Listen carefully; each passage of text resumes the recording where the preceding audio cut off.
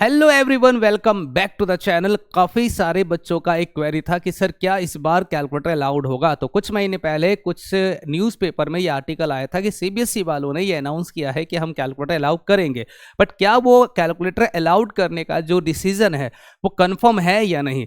पिछले साल तो बच्चों ने कहा था कि सर हो भी सकता है, नहीं भी हो सकता है, लेकिन नेक्स्ट ईयर जो 2025-26 हमारा जो एग्जाम होगा इसमें उम्मीद है कि कैलकुलेटर अलाउड कर देंगे, वो भी अकाउंटेंसी में। तो आज हम इस वीडियो में यही बात करेंगे कि क्या इस बार अकाउंटेंसी के पेपर में कैलकुलेटर अलाउड हुआ है या नहीं हुआ है। हम क्या कैलकुलेटर यूज कर सकते हैं अपने अकाउंटेंसी के एग्जाम में या नहीं कर सकते। आप जानते हो जितने भी terms and condition regarding examination होता है वो या तो डेट शीट में अनाउंस हो जाता है या फिर एक सेपरेट अनाउंसमेंट के साथ होता है, नहीं तो आपके रोल नंबर के बैक साइड पे सारे रूल्स एंड रेगुलेशन लिखे होते हैं। तो पहले हम आज डेट शीट को पूरा एनालाइज करेंगे और पता लगाएंगे कि क्या कैलकुलेटर अलाउड हुआ है इस बार के अकाउंटेंसी के पेपर में या नहीं। तो चलिए सबसे पहले बात करते हैं हमारे पास क्या क्या रूल्स एंड रेगुलेशन दिया है। अब देखो ये जो डेट शीट हमारा अनाउंस हुआ था, डेट शीट अनाउंस हुआ था 30 सितंबर 2025 को, जिसके बारे में ऑलरेडी वीडियो बना चुका हूं, जो कि बहुत डिसअपॉइंटेड था। मैंने बताया था आपको इसके जितने भी आप रूल्स पढ़ोगे तो इसमें कहीं भी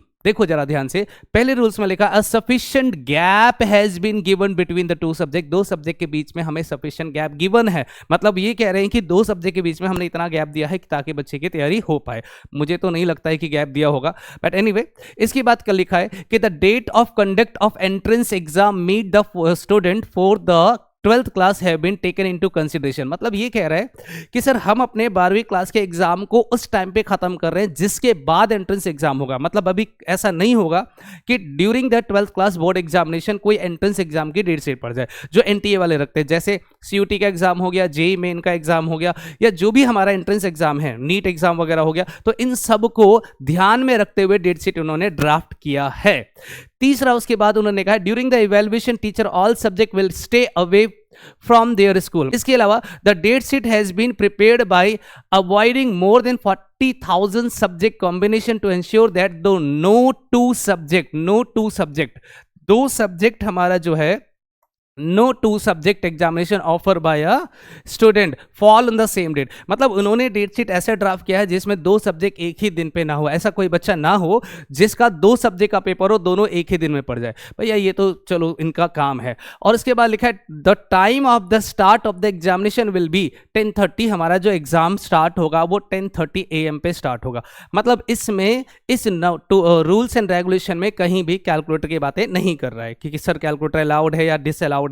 तो पूरा मैंने रूल्स इसके बारे में पढ़ लिया और कहीं भी उसने ये नहीं बताया कि कैलकुलेटर अलाउड है या नहीं। लेकिन जब सबसे लास्ट में आप जाओगे, सबसे लास्ट में, तो जब यहां सारे डेट शीट हमारा खत्म हो जाता है, जितने भी डेट शीट इन्होंने दिया था, लास्ट में आप चले जाओ तो आप देखोगे कि नीचे लिखा है, ये देखिए यहां पर नोट, ठीक से पढ़ना क्या लिखा है। कहता है important instruction will be issued separately. कहता है इंपॉर्टेंट इंस्ट्रक्शन, अगर कोई और इंस्ट्रक्शन होगा रिगार्डिंग एग्जामिनेशन तो उसके लिए हम सेपरेट कोई नोटिस इशू कर देंगे। मतलब फिलहाल ऐसा कोई नोटिस इशू नहीं करा है।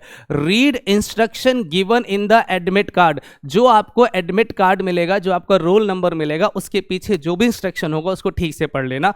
मे बी वहां कोई पॉइंट लिखा हो कैलकुलेटर के बारे में।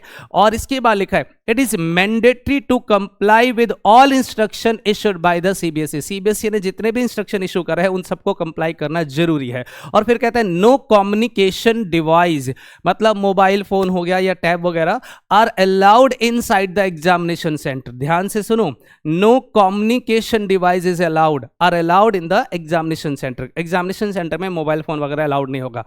आपने नोटिस किया कि यहां भी कोई इंफॉर्मेशन गिवन नहीं है, ऊपर भी कोई इंफॉर्मेशन गिवन नहीं है। तो वो जो 6 महीने पहले एक न्यूज़पेपर में आर्टिकल आया था ना, ये सजेशन था कि कैलकुलेटर अलाउड कर देना चाहिए 12वीं क्लास के स्टूडेंट को, खासकर कॉमर्स स्टूडेंट के जो अकाउंट्स के स्टूडेंट होते हैं।